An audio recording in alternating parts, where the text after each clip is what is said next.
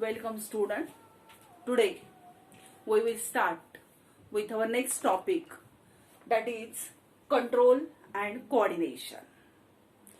We have already completed our one topic, that is respiration and circulation, and today we will start with another topic, that is control and coordination.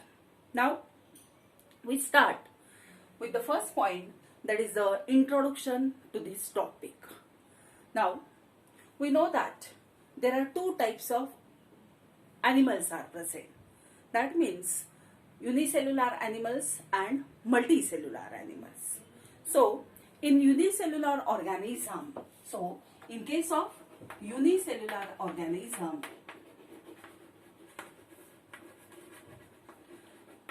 there is simple organization of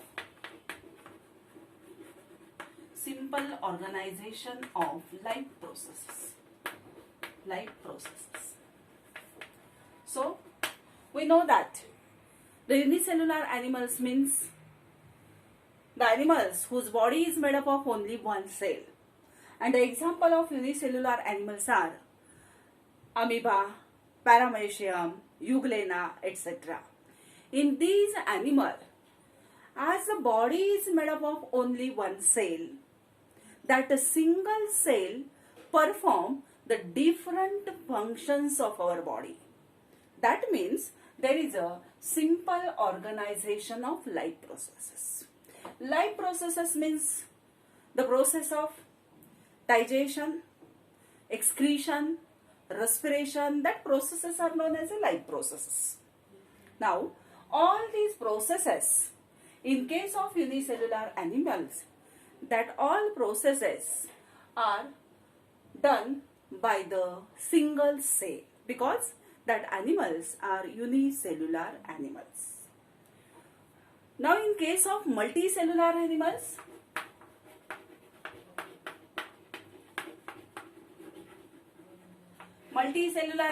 means animals or organism in which the body is made up of more than one cell. In that animal, the organ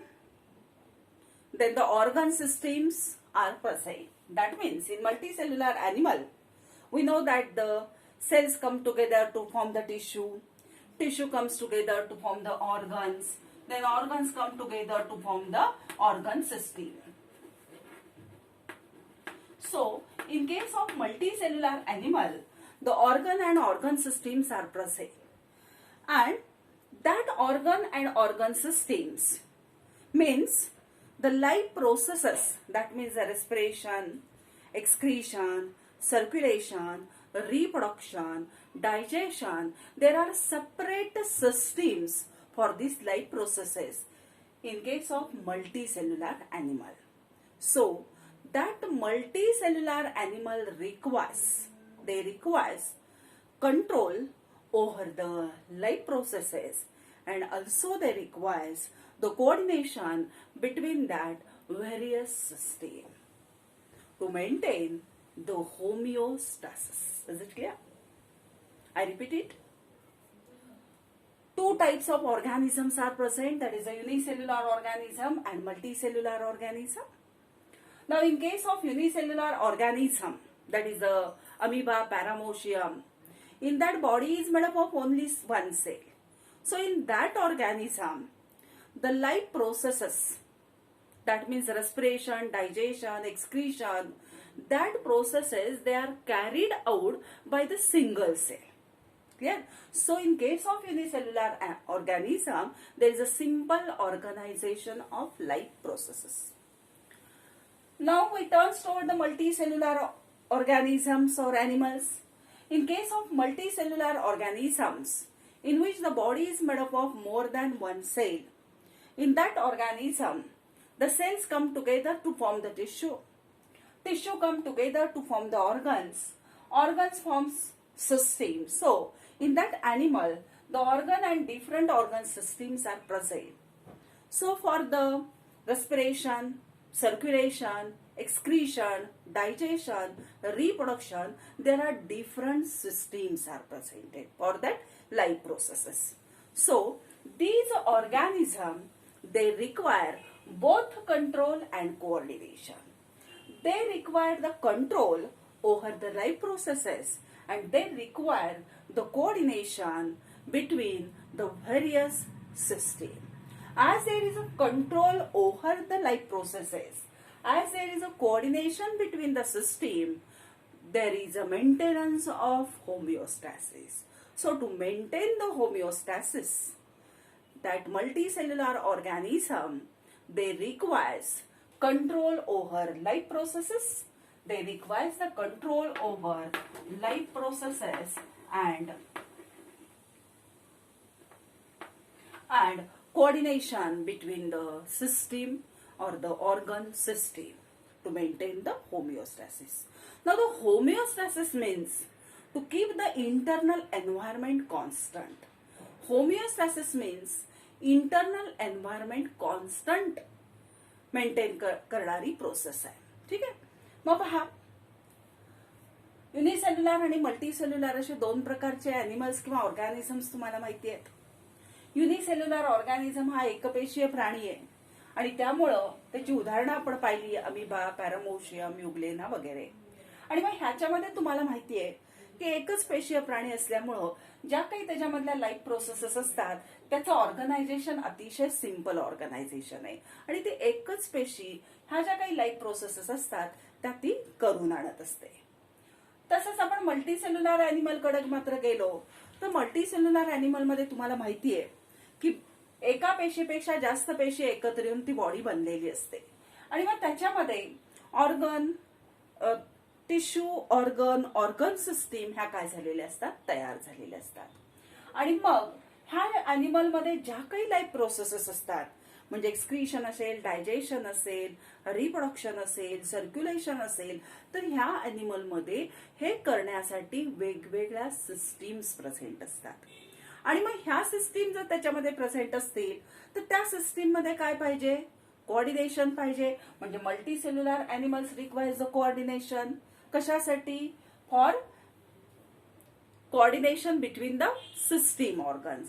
प्रत्येक organ, for example respiratory system घेतली तर तिचं function कशाचं आहे, रेस्पिरेशनचं आहे. मग त्याच्यामध्ये कोण कोण येतं, नेझल चेंबर येतं, फॅरिंग्स येतं, लॅरिंग्स येतं, ट्रकी येतं, लंग्स येतं. मग ह्या ज्या काही ऑर्गन्स आहेत ह्याच्यामध्ये पण कोऑर्डिनेशन पाहिजे. आणि तसंच रेस्पिरेटरी सिस्टीम आणि सर्क्युलेटरी सिस्टीम आहे, हे दोघं कसे आहेत, एकमेकांना वर्क त्यांचं पूरक आहे. म्हणजे ह्या दोन्ही सिस्टीम मध्ये इन जनरल बॉडीतल्या सगळ्या सिस्टीम मध्ये काय असावं लागतं, कोऑर्डिनेशन असावं लागतं.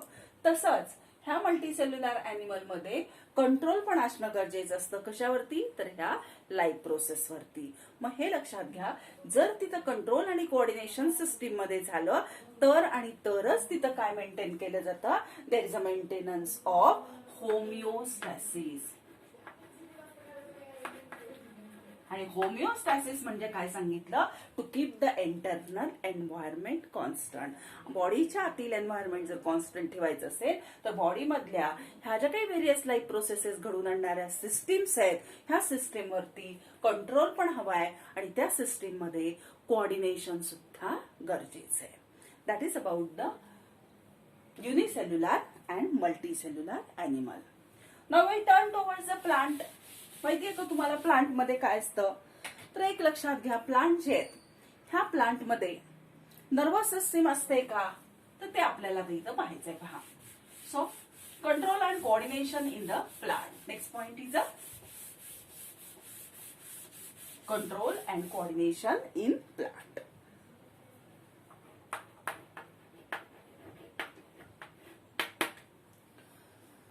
So plant shows the control and coordination. So coordination in plant means what? Use of different plant parts together. Use of different plant parts together.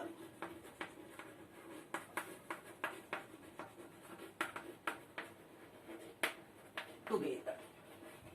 ह्याला काय म्हणायचं? That is known as a coordination in the plant. ठीक है. And such a coordination in case of plant it is carried out by sending the signal. हे कसं घडून आणलं जातं? By sending signals. That is a chemical signal.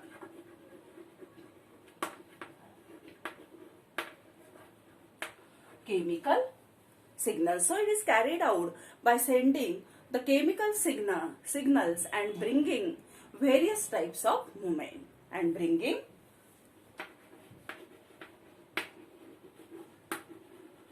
various movements, various types of movements. So plant also shows the control and coordination. Control coordination means use of the different plant parts together, that is known as a coordination. Now that is carried out in case of plant by sending the chemical signals and bringing the various movements. Now that chemical signals are plant hormones. So chemical signals means they are the plant hormones. That plant hormones, they are also known as phytohormones. So plants send the chemical signals for control and coordination, and that chemical signals are nothing but the plant hormones, which we also known as phytohormones. Now in case of plant, there is no nervous system. In case of plant, there is no nervous system, but they are able to show the movement and coordination. But they shows the movement, and in that movement there is a coordination. पहा लक्षात येते का? Plant मध्ये सुद्धा control आणि coordination असतं. मग control आणि कोऑर्डिनेशन प्लांट मधलं कसं केलं जातं? कोऑर्डिनेशन प्लांट मधलं म्हणजे काय, तर प्लांटचे जे काही वेगवेगळे पार्ट असतात, ह्या पार्टची एकत्र जी मुवमेंट आहे त्याला आपण काय म्हणतो, यूज आहे, त्याला म्हटलं जातं की कोऑर्डिनेशन. आणि प्लांट हे कसं घडून आणतं? By sending the chemical signals and bringing various movement. Plant मधले ह्या ज्या काही मुवमेंट असतात त्याच्यासाठी त्याला काही केमिकल सिग्नल्स सेंड करावे लागतात. आणि केमिकल सिग्नल म्हणजे काय, तर हे प्लांट काय करतात, हार्मोन सेंड करतात. ह्या प्लांट हार्मोनला दुसरा शब्द आपण वापरतो तो म्हणजे फायटोप्लॅन्क्टॉन, फायटो हार्मोन्स. नाउ प्लांट मध्ये अशी सेपरेट नर्वस सिस्टीम प्रेझेंट नाहीये, पण नर्वस सिस्टीम जरी प्रेझेंट नसली तरी प्लांट मध्ये मुवमेंट्स घडून येतात आणि हे मुवमेंट्स मध्ये काय असतं, कोऑर्डिनेशन असतं. So the movements of the plant parts are due to the different stimuli. मग ह्या मुवमेंट कशा घडतात बघा, द मुवमेंट्स ड्यू टू कशामुळे घडतात, ड्यू टू द डिफरंट स्टिम्युलाई. आणि मग त्या स्टिम्युलाई कोण असू शकतात, तर त्या स्टिम्युलाई असतील, लाईट असेल, वॉटर असेल, एखादं केमिकल असेल, ग्रॅव्हिटी असेल, अर्थ सॉइल असेल किंवा ग्रॅव्हिटी म्हणा, तर अशा किंवा टच असेल, तर अशा वेगवेगळ्या स्टिम्युलस असतात. आणि ह्या स्टिम्युलस वरून हे प्लांट काय करतात, तर वेगवेगळी मुवमेंट दाखवतात. ठीक आहे, पहा लक्षात येतंय का? प्लांट मध्ये नर्वस सिस्टीम नाहीये, पण प्लांट मध्ये सुद्धा कंट्रोल आणि कोऑर्डिनेशन आहे. कोऑर्डिनेशन म्हणजे प्लांटच्या वेगवेगळ्या पार्ट्स एकत्र होणारी मुवमेंट, यूज, त्याला आपण कोऑर्डिनेशन इन द प्लांट म्हणतो. मग प्लांट हे कसं काय घडून आणतं, त्याच्यात तर सिस्टीम नाहीये. मग ह्या प्लांट मध्ये प्लांट काय करतं, तर केमिकल सिग्नल सेंड करतं आणि मग त्याच्यामुळे वेगवेगळ्या मुवमेंट घडून आणतं. केमिकल सिग्नल म्हणजे प्लांट हार्मोन सिक्रेट करतो, प्लांट हार्मोन, आणि त्यालाच आपण केमिकल सिग्नल म्हणतो किंवा प्लांट हार्मोनला आपण फायटो हार्मोन्स असं म्हणतो. आता ह्या प्लांट मध्ये ज्या काही व्हेरियस मुवमेंट्स घडतात, they are due to the different stimuli, and that stimuli are gravity, that stimuli are light, water, chemical, gravity and touch. आणि ह्या स्टिम्युलाई असल्यामुळं तिथं काय केलं जातं, तर ह्या मुवमेंट्स घडवून आणल्या जातात. मग कुठल्या मुवमेंट्स प्लांट मध्ये घडून आणल्या जातात, तर मुवमेंट्स आता बघूयात आपण पुढचा पॉइंट. प्लांट मध्ये असणाऱ्या मुवमेंट्स पहा.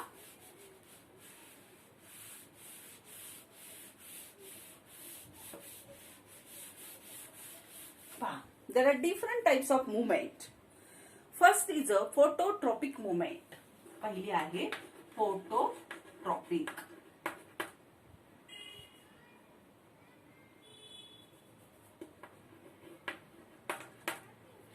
दुसरी आहे कीमोटॅक्टिक. फोटोटॅक्टिक पण म्हटलं तरी चालेल. पहिली फोटोट्रॉपिक मुवमेंट आहे, नंतरची कीमोटॅक्टिक आहे, नंतरची आहे थिग्मोटॅक्टिक,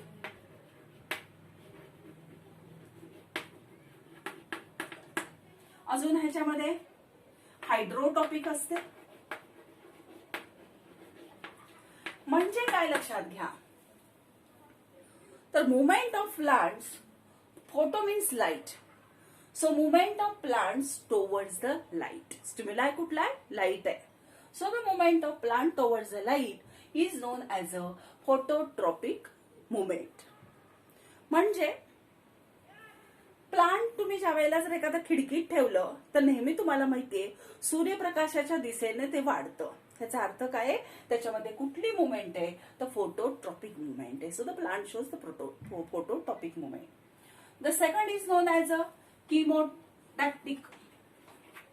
कीमोटॅक्टिक means the movement of plant towards the chemical.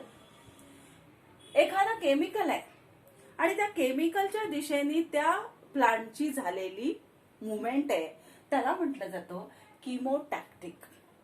ह्याचं एक्झाम्पलच पाहायचं म्हटलं तर movement of pollen tube towards the ovule और ड्युरिंग द फर्टिलायझेशन.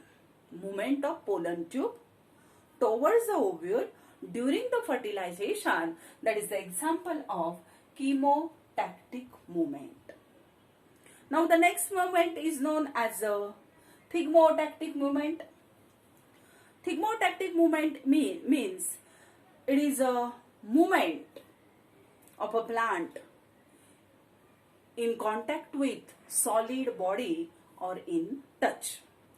टच मुळे प्लांटची झालेली मुवमेंट किंवा एखादा सपोर्ट मिळालाय त्याला, त्या सपोर्ट मध्ये झालेली त्याची जी मुवमेंट आहे त्याला म्हटलं जातं थिग्मोटॅक्टिक movement.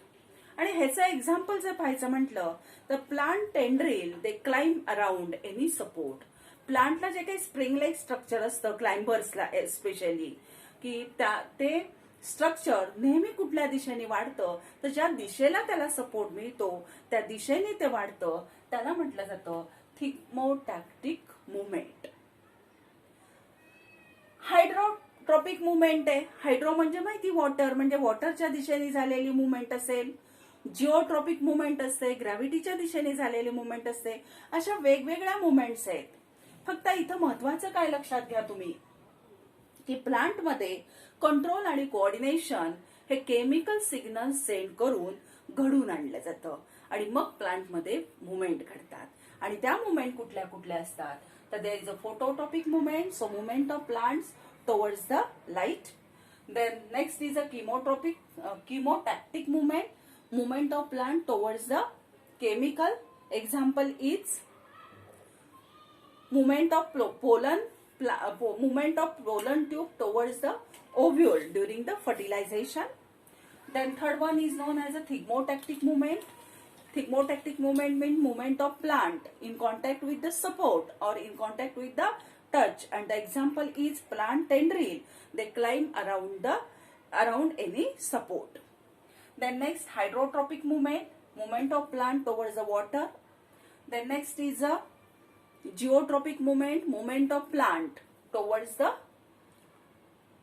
soil or gravity, that is the geotropic movement. These are the different movements carried out by the control and coordination in case of plant, because in plant there is a no nervous system.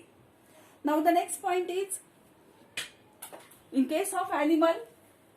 आता आपण plant बद्दल पाहिली माहिती, आता आपल्याला काय पाहिजे in case of animal, specially in higher vertebrates.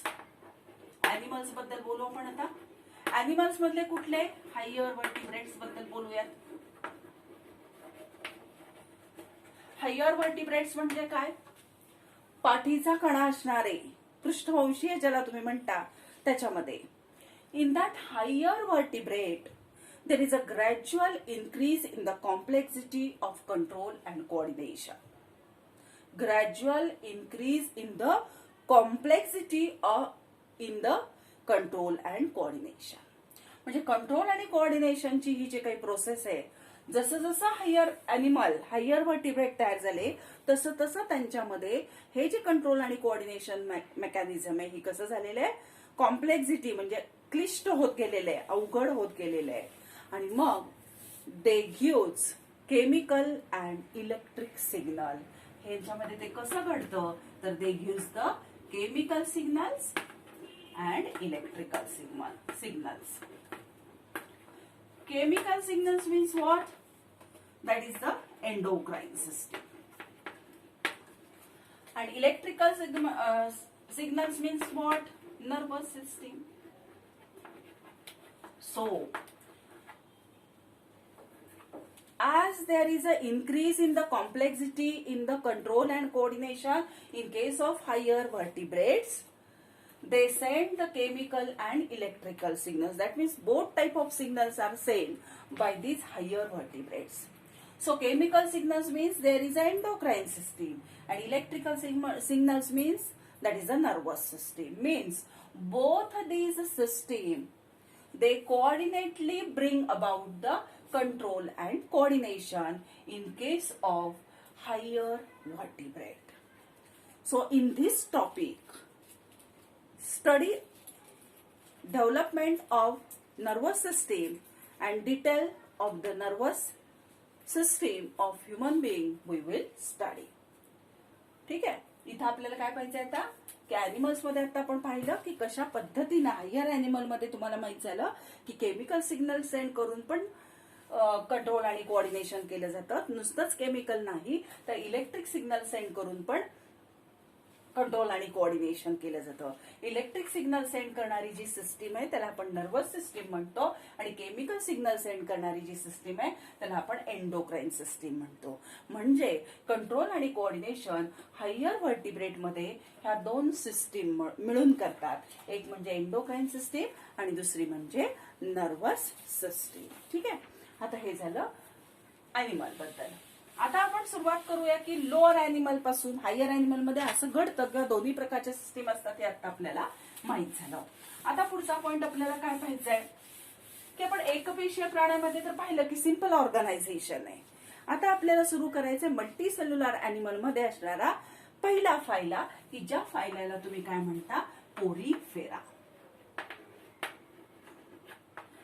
Multi cellular animal जे आहेत, एक मल्टी सेल्युलर म्हणजे बहुपेशीय प्राणी जे आहेत, त्या बहुपेशीय प्राण्यामध्ये पहिला फायलम कुठला येतो तर तो पहिला फायलम आहे पोरीफेरा, की ज्याच्यामध्ये कोण येतात स्पॉन्जेस येतात.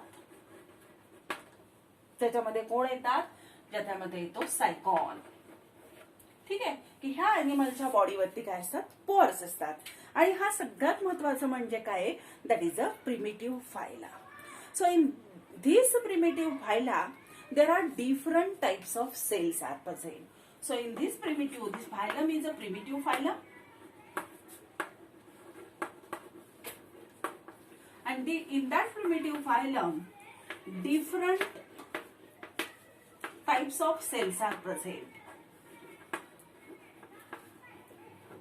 Different types of cells are present, and all that different types of cells they brings about the efficient work of the body. They bring about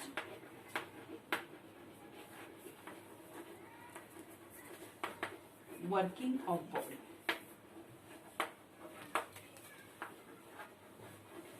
These animal they lack nervous system. So in this animal the efficient working of body it is bring about by the division of labor among the cells. By the division of labor among the cells. पहा लक्षात येते का. Porifera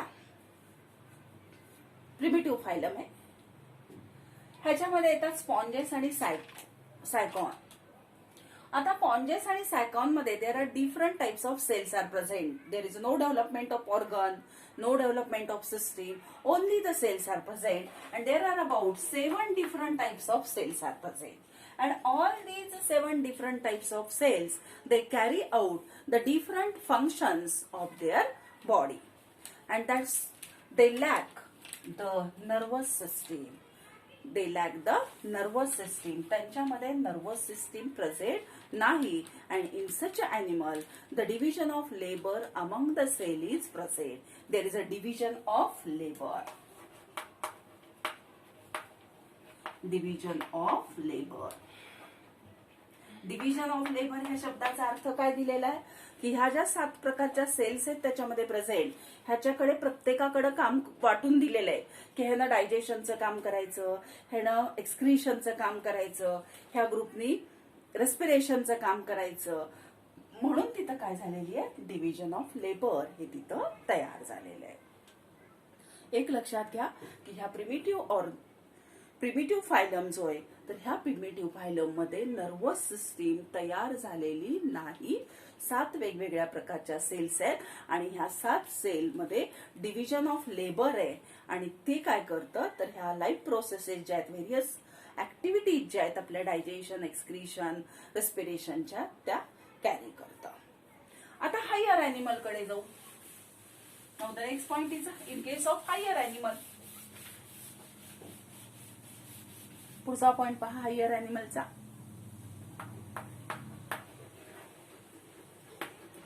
आता तुम्ही ह्या primitive फायला पाहिले. Primitive phylum मध्ये तुम्हाला समजलं की काय तिथं ऑर्गन सिस्टीम तयार झालेली नाहीये. पण जर तुम्ही हायर अॅनिमलचा विचार केला तर there is a formation of cell, there is a formation of tissue, organ, then organ systems are present. So these animal, they requires the control and coordination. They require the control and coordination for smooth internal functioning of the body. Smooth internal functioning of body.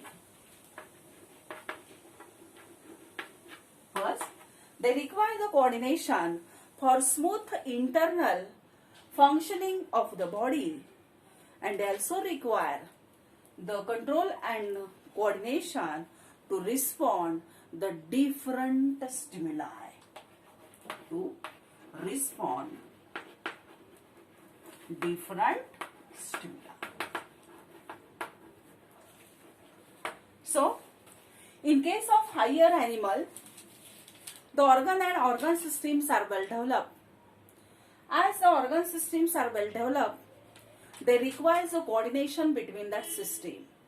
So, they require the coordination for the smooth internal functioning of the body, and secondly, they require the coordination to respond the different stimuli in the different stimuli or the changes in the environment. So, in this animal, the nervous system is well developed. In case of that higher animal, the nervous system is well developed. So, in case of Hydra and Planaria, coordination is done by the nervous system, and in case of higher complex animal, there are 2 types of coordination is done by the 2 types of nervous system. In case of Hydra and Planaria, the coordination is done by the nervous system. And in case of higher animal, in case of complex animal, it is control and coordination, it is done by the 2 types of nervous system. That is, the first is endocrine system. 2 types of system. First is known as a endocrine system and another one is known as a nervous system. And that is about the introduction.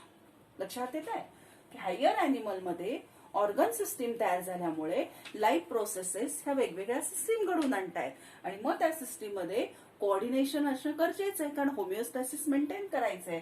मग ह्यांच्यामध्ये कोऑर्डिनेशनची गरज का असते, तर त्यांना smooth internal functioning घडून आणायचे बॉडीचं म्हणून. आणि दुसरी गोष्ट म्हणजे जे काही एन्व्हायरमेंट मधले चेंजेस आहेत, एक्सटर्नल स्टिम्युलाय असतील, डिफरंट स्टिम्युलाय असतील, त्याला रिस्पॉन्ड करण्यासाठी सुद्धा ह्यांना कोऑर्डिनेशनची गरज असते. म्हणजे अशा हायर अॅनिमल मध्ये ही जी काही सिस्टीम आहे, नर्वस सिस्टीम, ही वेल डेव्हलप आहे. आत्ताच आपण किंवा अजून आपण पाहणार आहोत की प्लानारिया आणि हायड्रा हे जे काही दोन अॅनिमल आहे, हायड्रा म्हणजे सिलेंट्रेट आणि प्लानारिया म्हणजे प्लॅटी हेल्मिंथिस मधला अॅनिमल आहे, ह्यांच्यामध्ये कंट्रोल आणि कोऑर्डिनेशन हा नर्वस सिस्टीम घडून आणते. तर हे जे काही कॉम्प्लेक्स हायर अॅनिमल्स आहेत, ह्या अॅनिमलमध्ये मात्र हे जे काही कंट्रोल आणि कोऑर्डिनेशन आहे त्याच्यासाठी दोन सिस्टीम प्रेझेंट असतात. एक म्हणजे नर्वस सिस्टीम आणि दुसरी प्रेझेंट असते ती म्हणजे एंडोक्राइन सिस्टीम. नुसतीच नर्वस सिस्टीम ह्या हायर अॅनिमलमध्ये कोऑर्डिनेशन घडवून आणू शकत नाही, तर त्याच्यासाठी त्याला एंडोक्राइन सिस्टीम पण लागते. म्हणून एंडोक्राइन सिस्टीम आणि नर्वस सिस्टीम ह्या एकत्र वर्क करतात, म्हणून त्याला लेबल सुद्धा न्यूरो एंडोक्राइन सिस्टीम असं दिलेलं आहे. पण ह्या दोन सिस्टीम वेगवेगळ्या आहेत आणि आपण दोन्ही वेगवेगळ्या स्टडी करणार आहोत. आधी आपण सुरुवात करणार आहोत नर्वस सिस्टीमला आणि नंतर आपण शिकणार आहोत एंडोक्राइन सिस्टीम. ठीक आहे, ही झाली आपली सगळी त्या टॉपिकची इंट्रोडक्शन. ही काय झाली इंट्रोडक्शन.